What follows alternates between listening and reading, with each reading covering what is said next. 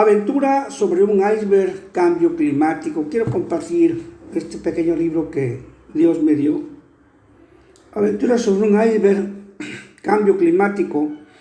Habla de los frecuentes avisos que da la naturaleza en forma de terremotos, deshielos, tsunamis, inundaciones, sequías, fríos intensos, calores extremos y cambios bruscos de temperatura que generan epidemias de enfermedades de índole respiratorio y gastrointestinal. Por el momento, y que a mediano plazo, si seguimos agrediendo al ecosistema, habrá en las grandes ciudades mareos, vómitos en las personas a causa de la contaminación. Por lo que Aventura sobre un iceberg, cambio climático, trata de hacer conciencia a los lectores y de algunas pautas a seguir para frenar la contaminación mundial.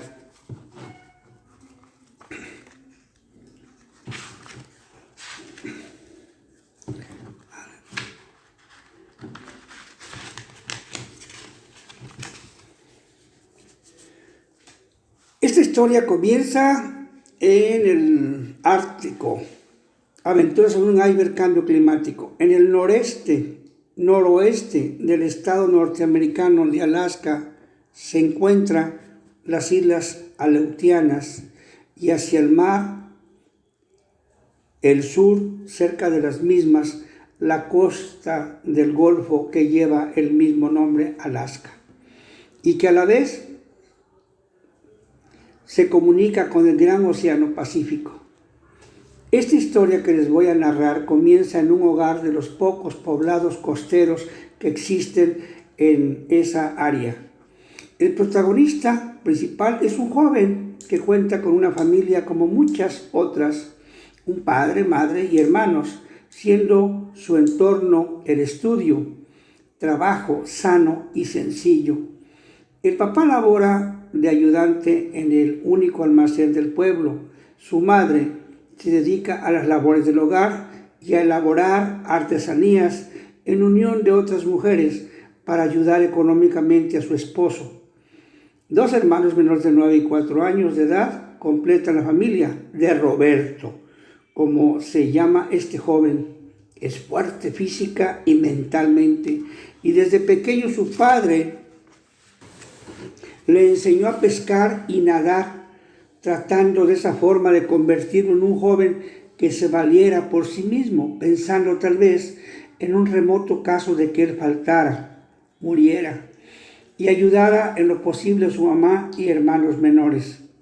Como antes comenté, su mamá trabaja haciendo artesanías, utilizando ella y los que se dedican a estas labores el marfil de colmillo de morsa, uno de los materiales más caros y populares utilizados para elaborar las esculturas indígenas de Alaska. El hueso, que generalmente proviene de ballenas y de otros animales marinos, es utilizado para crear máscaras y tallas. Las máscaras de hueso se hacen de vértebras o discos de las ballenas. El color de las máscaras de hueso varía desde el marrón claro amarillento hasta el marrón oscuro. Las tallas en hueso también son utilizadas como una forma de expresar el estilo de vida de los indígenas de Alaska. Barbas de ballena, que son utilizadas para elaborar artesanías, muñecos hechos a mano de piel de caribú reno, y que ahora es reemplazado por piel de becerro importado a causa de la escasez del caribú reno. Siguiendo el relato del medio ambiente que rodea a este joven, que cuenta con 17 años y que acude a prepararse en una institución educativa de segunda enseñanza, high school, la cual cobija por la reducida cantidad de alumnos también en la Baby School, y entre las materias que estudia está la de biología, la cual le apasiona sobremanera a nuestro protagonista. Pero también geografía e historia le parecen muy interesantes, porque lo transportan mentalmente a otras latitudes del globo terráqueo. Y en esa forma sabe que el planeta Tierra no solo se compone de agua, hielo, frío y muy poca vegetación, que es el medio en que se ha desenvuelto. No ve otro panorama por el momento. Quizá algún día conozca físicamente otras formas de vida, tanto humana como animal. Más al norte de esta región de Alaska predominan los indígenas Inuit Aleutiano.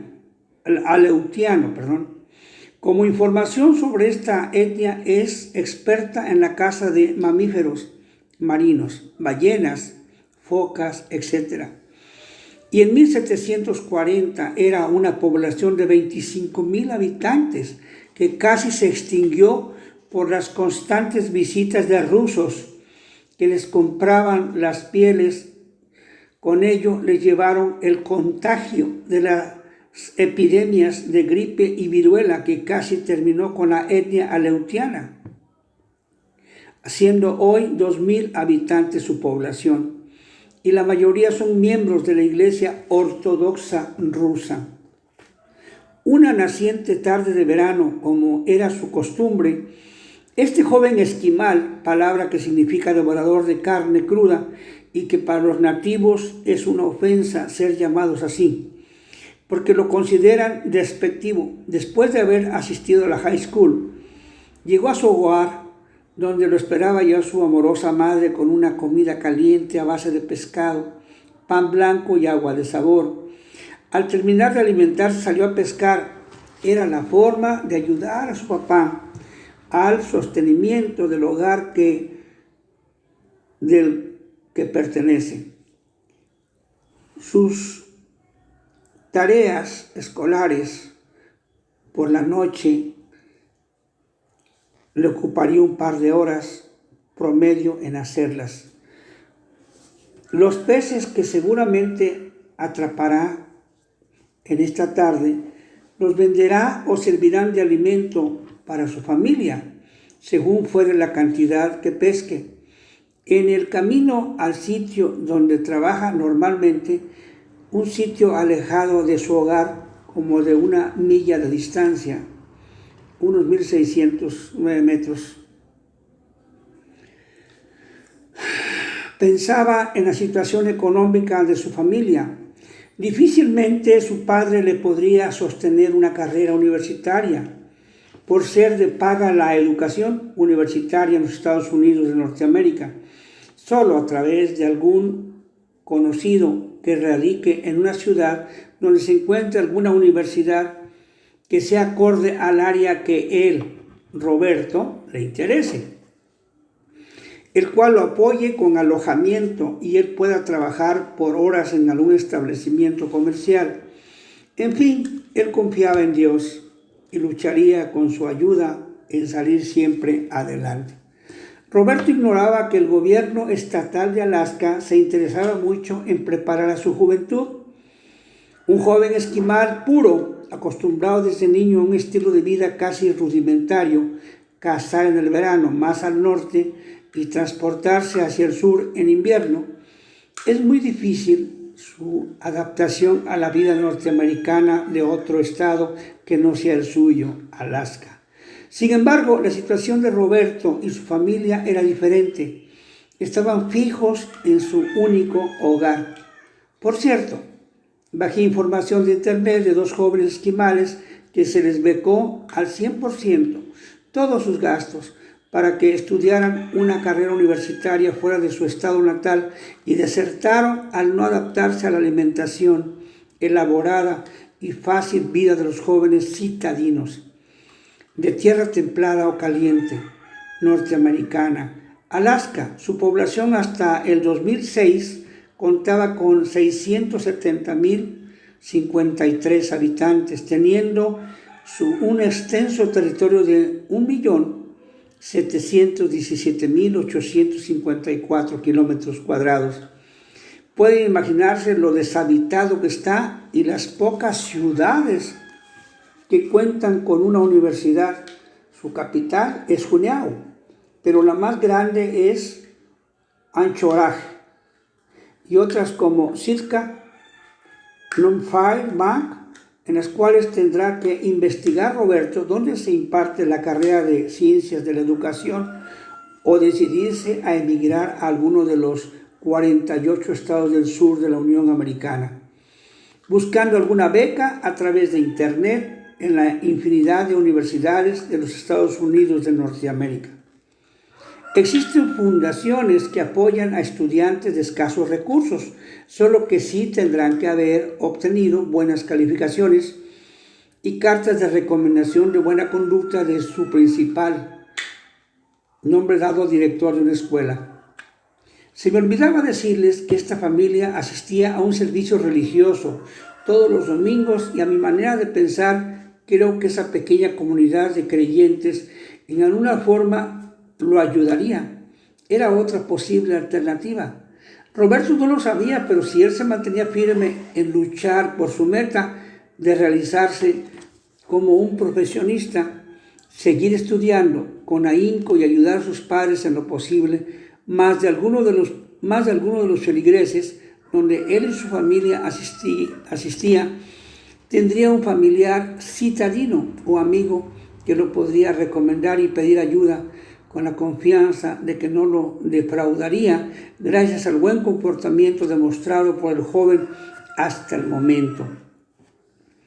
Trabajaba siempre con ánimo, pensando seriamente en ahorrar para lo que pudiera venir, ya fuera su boleto de avión, y los primeros días de estancia lejos de su patria chica, el trabajo lo había hecho madurar más a prisa y valoraba el poder estudiar, pensando seriamente llegar a ser un profesor el cual impartiera sus conocimientos a través del Plan de Estudios Federal de los Estados Unidos de Norteamérica a jóvenes en la materia de biología. Con todo este cúmulo de pensamientos que consistían en ilusiones, sueños y metas posibles, gracias a la cultura del esfuerzo desarrollada en su aún joven vida, llegó al sitio de trabajo, preparó su caña de pescar, carnada, tiró su anzuelo al mar.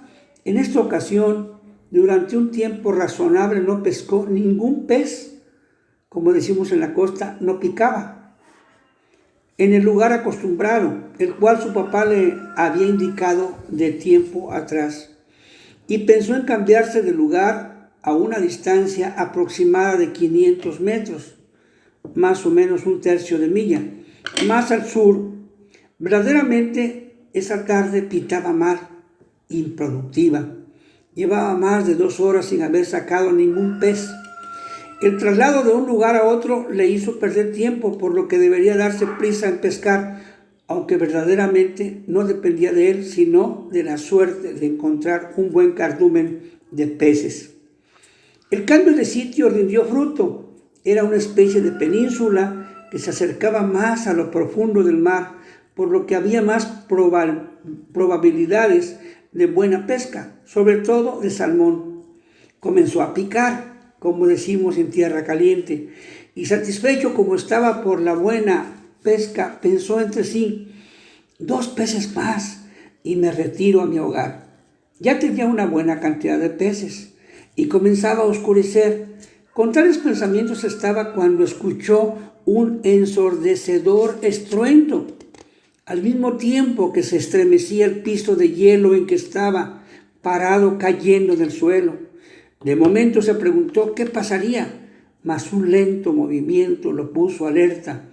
Estaba alejándose de la orilla de la costa, siendo el comienzo de una aventura que jamás imaginó ni olvidaría en su vida. De la masa continental, un enorme bloque de hielo se había desprendido a causa del no tan lento deshielo que ya están sufriendo nuestros glaciares a consecuencia del calentamiento global de la Tierra, por la acelerada contaminación que el hombre moderno produce. También en la Antártica el deshielo es palpable. El 21 de noviembre de 2006, un crucero chocó con un enorme iceberg, teniendo sus pasajeros y tripulantes que ser auxiliados por otras embarcaciones. Este enorme iceberg del Polo Norte es muy especial porque lleva a un forzado pasajero humano que tendrá días o tal vez semanas de espera a que lo rescaten. Era una realidad lo que en teoría el joven había solamente leído y escuchado en boca de sus profesores. Entonces sí era cierto que paulatinamente el mar subiría de nivel a causa del calentamiento global y por lógica se irán derritiendo las heladas zonas cercanas a los polos norte y sur. En 50 a 60 años se perderán playas, puertos y ciudades costeras con sus terribles consecuencias. Se cree que en 50 años, en las grandes ciudades, las personas tendrán que llevar una pequeña ánfora de oxígeno con una manguera que llegue hasta la nariz para que en momentos de mareo, dolor de cabeza o vómito a causa de la excesiva contaminación se pueda respirar oxígeno puro y restablecerse. En la Ciudad de México, una de las ciudades que más altos índices de contaminación tiene, a fines del siglo pasado hubo alarma ecológica al morir muchas pequeñas aves con plomo en sus pulmones por la excesiva contaminación en el aire, poniendo de inmediato el doble hoy no circula y estableciendo en forma estricta y permanente la vigilancia en la calidad del aire para evitar enfermedades respiratorias o posible inversión térmica, como sucedió en la ciudad de Londres a mediados del siglo pasado, ¿verdad? Cuando la neblina bajó las nubes de contaminación, muriendo mucha gente. En Poza Rica, Veracruz, México, también sufrió un engasamiento en su escasa, en ese entonces, población cercana a la refinería, al apagarse el quemador llamado la Copa del Diablo. Válgase la redundancia, quemaba los gases tóxicos que la refinería en ese tiempo no aprovechaba, y por la madrugada la neblina bajó esa contaminación. Un cuñado mío perdió la parte frontal de su dentadura al caer intoxicado. Y ya en el piso, mi hermana le puso un trapo que le sirvió de filtro, salvando sus vidas. Además, que el gas solamente bajó hasta 40 centímetros del suelo. El tiempo para ver más seguido estas catástrofes depende del comportamiento humano con la naturaleza, que se ha visto agredida en 1001 forma por el hombre. Existen alternativas de utilizar ya autos eléctricos con panel solo para que se recarguen sus baterías, un pequeño banco de baterías, conectadas en serie paralelo, solo que estos son lentos al desplazarse por las carreteras en comparación a los de combustión interna. Máximo correrían a 60 kilómetros por hora. A fines del siglo pasado, y el hombre moderno no los aceptaba por esa causa. Además que no existe la infraestructura para recargar las baterías como sucede con las gasolinas, que en todas partes del mundo se puede abastecer el automovilista de combustible. Le encanta a los conductores la velocidad, de tal manera que son constantes los accidentes con consecuencias fatales, o cuando menos dejan incapacitado al conductor o pasajeros. Por cierto, hay noticias a fines de este 2007 de que una compañía extranjera promete construir autos eléctricos en el estado mexicano de Puebla, que circulan hasta 200 kilómetros por hora, y crear una infraestructura de recarga de baterías distribuidas en todo el país mexicano.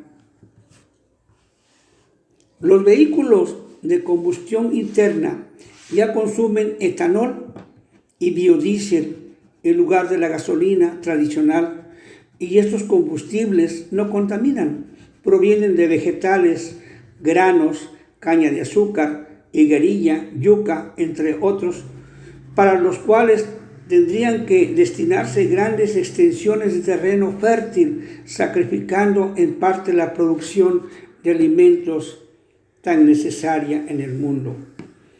Es mucho el consumo de combustible mundial y poca es la cultura de conducir a baja velocidad, siendo esta la forma de ahorrar combustible.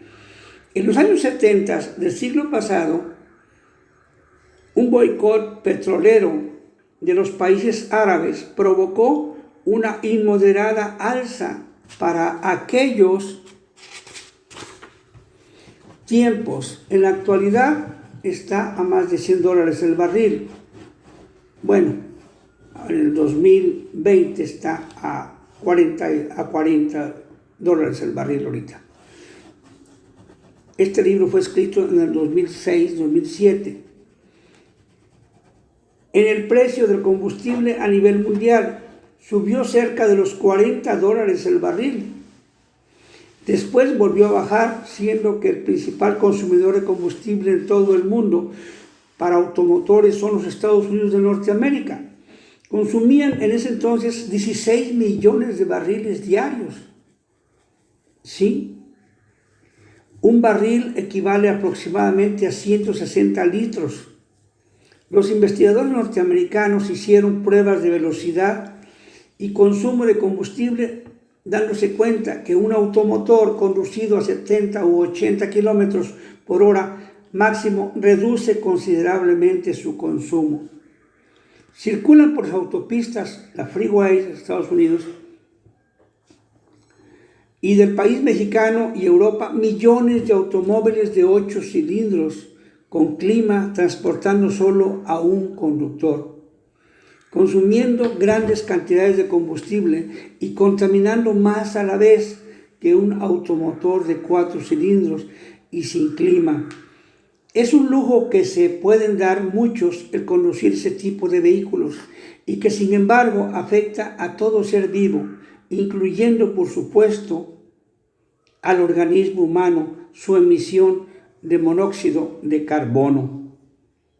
Una corriente de aire frío hizo volver a la realidad a Roberto en el iceberg, ¿verdad?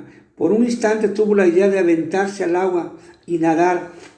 No se había alejado mucho de la orilla, desechando esa idea por tener que abandonar su equipo de pesca, su abrigo térmico que con tanto sacrificio y esfuerzo le había comprado su papá, porque nadar con él y todos sus implementos de pesca, además de las botas, era imposible. Ahora, sin abrigo ni botas, lo frío del agua no le impediría llegar a la orilla, pero caminar o correr sin protección sobre hielo mojado, lo más seguro que no llegaría a donde lo pudieran auxiliar, muriendo en el intento por hipotermia, por frío. Todos estos pensamientos le llegaron en segundos a Roberto, analizándolos y desechándolos por no asegurarle su supervivencia ni al 30%. Recordemos que Roberto era el que iba de pasajero en el iceberg, un pasajero involuntario. Roberto sabía que en muchas partes del planeta donde el clima es templado o caliente, sus pobladores en su gran mayoría vagamente conocen la situación de los moradores de las heladas partes del globo terráqueo, ni se han informado de la forma de vivir actual de los habitantes de las zonas heladas de Alaska. Creen que aún todos sus habitantes viven en iglúes, y no es así, habitaciones rústicas, hechas por bloques de hielo. Solo los más cercanos al Ártico tienen ese tipo de habitaciones que son hechas de madera, forrada de piedra y musgos en sus hendiduras, para el intenso frío que es soportable en verano, porque en invierno se trasladan más al sur, siendo hechas sus habitaciones de piel de morsa para protegerse del frío, viento y nevadas. O sea, tienen 2 campamentos, porque son cazadores que, como antes dije, emigran de un lugar a otro, según sean las estaciones del año, en invierno hacia el sur, y siendo un corto número de habitantes de Alaska que no disfrutan de la vida cómoda que la mayoría de los habitantes de ese estado norteamericano tienen ya. En la gran mayoría de los pueblos de Alaska, salvo los muy al norte, poco a poco se van integrando a la tecnología. Un ejemplo que se puede observar son los trineos jalados por perros, que han sido suplidos en gran parte por trineos motorizados, y las confortables casas habitación con sus chimeneas, casas habitación que tienen que ser cómodas necesariamente por la dureza del clima frío que impera en esas latitudes. Muy al norte, donde se escasea la vegetación y los árboles, los indígenas, los esquimales, sí viven muchos en iglúes. De los más de 600,000 habitantes de Alaska, hay unos 95,000 de ellos dispersos en ese inmenso estado que pertenece a la Unión Americana. Lo mismo ha sucedido con las rústicas vestimentas hechas de piel de oso u otro animal de esas latitudes. Estas han sido cambiadas en su gran mayoría por ropa térmica que conserva el calor con mayor eficacia, que es tan necesario para el cuerpo. La cultura de la prevención está muy arraigada en esos fríos lugares en que el invierno se torna muy frío. Se acostumbra a edificar instalaciones para animales de corral, vacas, caballos, perros, que son albergados y duermen secos. Se alimentan en confortables graneros de esas frías latitudes que el hombre ha colonizado y explotado, sitios gélidos de la tierra y que de lo contrario morirían de frío. La gran cultura de la prevención está presente, sabiendo los moradores de estos lugares que no prevenir es muerte segura, porque en un momento dado pueden quedar incomunicados por una tormenta de nieve durante días o meses, según sea lo alejado de la civilización el sitio donde se vive. Es sorprendente cómo en tierra caliente año con año pierden sus pertenencias los lugareños a causa de inundaciones y por las tormentas tropicales o ciclones, y aún no se fortalece una verdadera cultura de prevención, esforzándose a edificar en cada hogar una habitación de 2 pisos de material pétreo con la ayuda de sus gobiernos para subir sus pertenencias a ella. No es utópica esta idea, sino redituable a corto plazo, tomando en cuenta la cantidad de pérdidas materiales y desembolso monetario que hacen los gobiernos, tanto municipales como estatales y federales, año con año, en temporadas de huracanes y tormentas tropicales. Bueno, pues en la próxima semana seguiremos con este interesante libro, Aventuras sobre un iceberg, cambio climático.